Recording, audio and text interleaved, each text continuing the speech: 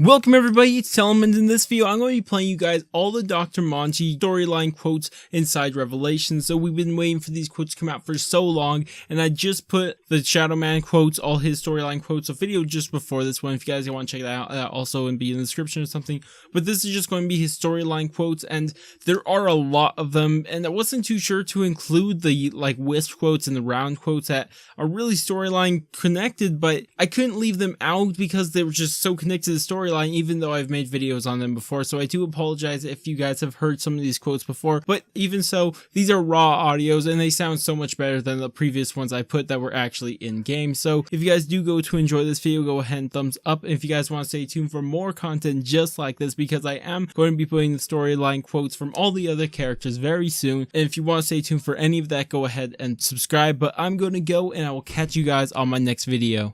Fire sale. Insta-kill, minigun, kaboom, max ammo, bonus points, carpenter, double points. I made an app once, at least I think that's what you call it. It started off really simple. All people did was press a button to indicate whether or not they'd had a good day. I tracked the data for everyone in the world. I mean, it was meant to help me understand people. It worked. But even in its simplest form, it was too much to take in. It actually made me depressed. It's hard trying to please everyone. In the beginning, and believe me, there was a beginning, everything was in its proper place. Time was linear, just as it should be. But a little thing called element 115 changed all that. Especially when, what was it again? Oh, yes, when group 935 came along. Once they started messing around with it, they buggered everything up. 115 shouldn't even exist in your dimension. But nonetheless, here we are. Bloody teleporters.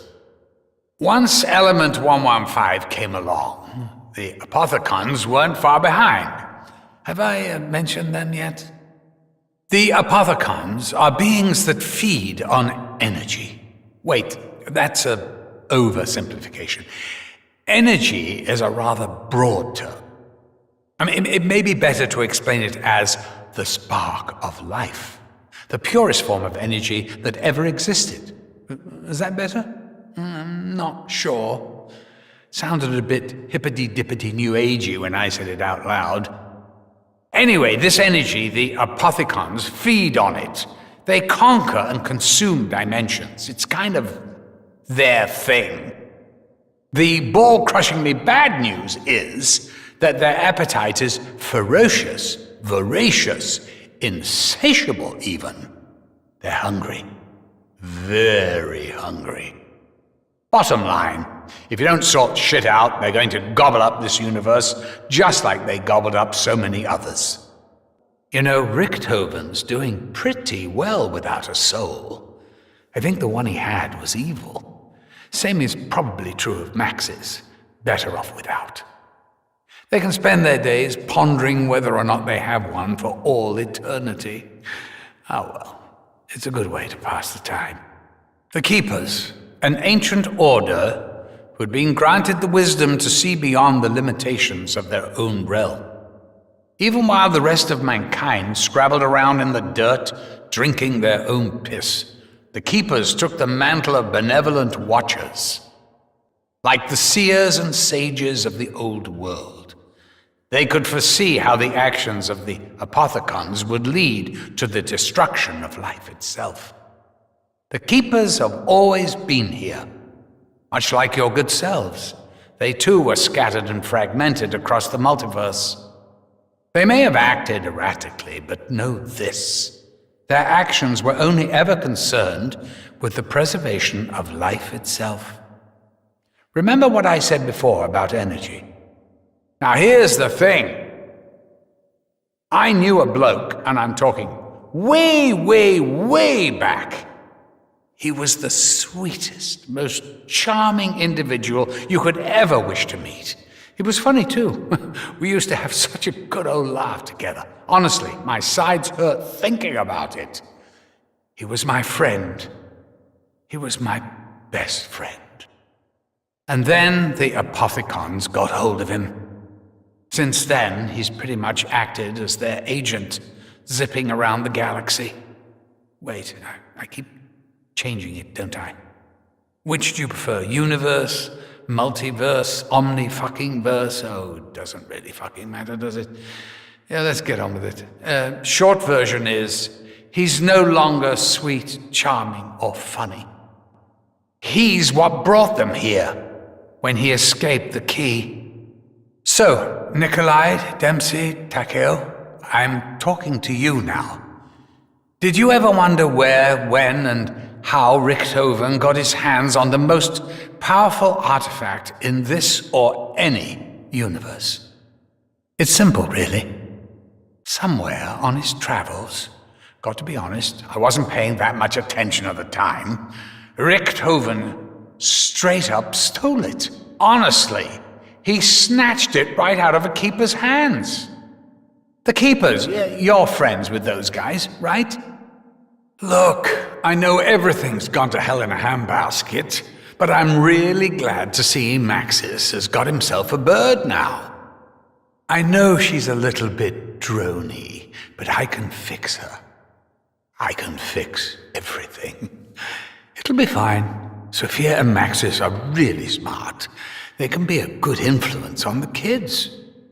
In retrospect, it probably wasn't the best idea to leave the most powerful artifact in this or any other dimension just lying on the fucking table. But in all fairness, Maxis was a bit of a wild card. I mean, you remember he was actually just a little drone the last time you saw him. Anyway, he's in the summoning key now. Buggered if I know how we're going to get him out. I'm getting worked up, honestly. You have no idea how hard it's been from my side. Sorry. Keep up the good work. I'm sure you'll sort it out. Tank Dempsey once bet $50 that he could eat 50 hard-boiled eggs in 15 minutes. It's rumored that Tank Dempsey's real name is Thomas. Nah, not true. It's Ringo. Only joking. Or am I? Tank Dempsey holds the all-time record for one-arm push-ups, even in the universe where everyone only had one. On over 18 million occasions, Dempsey gave his life for the sake of his team. He's a bona fide American hero. Tank Dempsey once caught his testicles in the springs of a bed frame, and he lived to tell the tale. So remember, kids, keep your mattresses tight. Dempsey can throw a grenade farther than the greatest professional baseball players. He attributes this skill to his solitary arm training regime. The only time Tank Dempsey ever feared for his life was 15 minutes after taking an ill-advised bet. Okay, I think I've found a way to talk to you. Given all the shit hitting the fan, there's not much I can do other than give you a bit of encouragement. How about I give you some facts? Little ones. Quick ones, fun ones. It'll be good for morale. Okay, fellas. If you've been paying attention, or even if you haven't, it should be abundantly clear that things are seriously out of whack. Business as usual, I suppose. Anyway, I'm having a bit of a heated debate with the old Shadowman and his Apothicon pals, and it's making it really hard to keep this reality stable. I mean, honestly, look at it. It's practically held together with tape and bits of string. I made an app once, at least I think that's what you call it. It started off really simple. All people did was press a button to indicate whether or not they'd had a good day. I tracked the data for everyone in the world. I mean, it was meant to help me understand people. It worked. But even in its simplest form, it was too much to take in. It actually made me depressed. It's hard trying to please everyone. Nikolai once bottle-fed vodka to a bear cub. They both regretted it, before and after. Nikolai Belinsky's grasp of the pros and cons of capitalist and communist economies is tenuous at best. Nikolai loved his wife. He was never the same after she died. Nikolai once had a brother. I don't know why he forgot him. For many years I tried watering down Nikolai's vodka. He just drank more. Nikolai's breath is legendary, even though no one has ever actually smelled it. At one point, or some point, Nikolai used to be a writer. He kept journals of his many travels in Europe, much of it grossly exaggerated, of course. If I'm honest, I'm a bit scared. Seriously. Brown trousers time. I mean, I know it's the same old story. The forces of good and evil battling it out. Yeah, but no one ever tells you how much hard work it fucking is. You know, I'm not all powerful. It's always been a struggle to stay on top of it. Now more than ever. If it had been entirely up to me, it would have been a lot more straightforward, I tell you. Do what you can, eh? Here's something I just noticed. All of you died pretty much as you lived. Dempsey bravely followed orders. Takeo accepted his fate with honor. Nikolai battled with his own demons. It's funny, isn't it? Richthofen's the only one that really didn't see it coming. I'm quite pleased with that. Apparently, Richthofen has a problem with nuts. Make of that what you will. At the orphanage, Edward told everyone his dad was a famous scientist. They scrawled, "Teddy is a liar," on the schoolyard wall. Edward doesn't like spicy food. His brain gets distracted. Bad things happen. Richthofen's favorite song is My Way. He wonders when he will get to sing it. Edward Richthofen has trouble sleeping without a teddy bear, a problem that didn't present itself until he was an adult. Richthofen has a desperate need to feel appreciated. His ego is actually very fragile. So, as if things weren't bad enough, I'm struggling to maintain my presence. Bloody Shadowman. At least he's in the same boat. How are things going besides all that? Making any progress? Bollocks. I'm phasing out again. Takeo has never once tasted American chocolate. I made sure I spared him that particular brand of suffering. The extent of Takeo's suffering at the hands of Division 9 is far, far worse than you can imagine. Takeo has a secret hobby. He does not speak of it for fear that he will be mocked. Takeo is actually pronounced Takeo, or is it Takeo? Takeo. It's one of life's biggest mysteries. Takeo knows that somewhere, sometime, he wasn't betrayed. He was honored. Throw a grape in the air. Takeo Masaki can slice it clean in half, even without a katana. Honestly, if you could see just what was going on outside your realm of perception, it would blow your minds. That's the main reason I kept it back. If I were to give you an analogy, I'd describe it like this. When a duck swims on the water, You only see it glide, apparently effortlessly across the lake. But underneath, as in beneath the surface, it's a whole different story. Its legs are moving like he's pedaling a fucking bicycle up a mountain. Well, that's me right now. I am that duck. I was explaining something before, but for the life of me, I really can't remember what the hell it was. It's too much information sometimes, know what I mean? I know you must be struggling to take it all in, but can you imagine how I feel? I've got heartfelt prayers to the angels, dying people's wish lists and letters to fucking Santa coming out of my bleeding ears. And it's hard to keep up, honestly.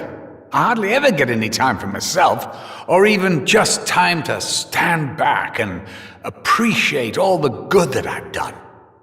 And now, I've got the bloody Shadowman and the Apothicons throwing an intergalactic spanner in the works. I know the Shadowman's probably talking to you. Don't trust him. He's evil. I wouldn't piss on him if he was on fire. I bet he's saying all sorts of terrible things, spreading all kinds of rumors about me. By the way, I spell rumors with a U, after the O before the R. That's a nice little Easter egg. In fact, it's everything. The minute you people teleported for the first time, you changed the rules. How am I supposed to keep track if you keep moving the pieces? Even when you were just a little problem, brewing in the far corner of existence, I tried to throw you a bone or two. I told you this, didn't I?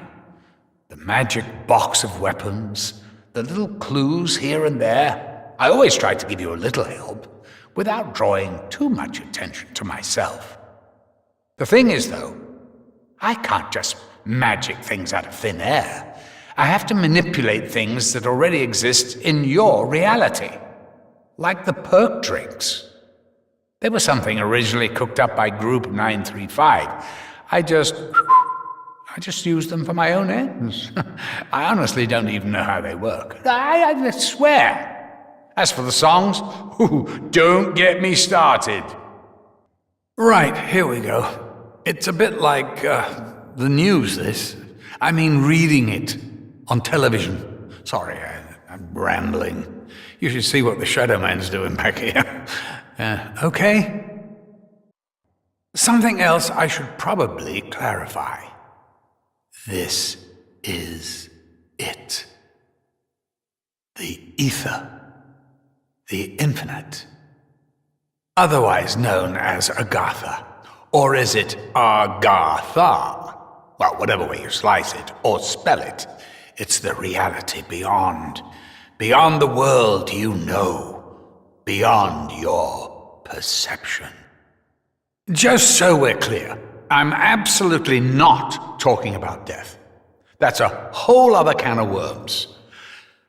Speaking of which, you know how people say when you cut a worm in half, both parts keep on living? Well, they do. Kind of, for a bit. But then one of them dies, not sure if it's the arse or the head. Well, that's the problem with worms. They're a bit short on distinguishing features. What was the point I was making?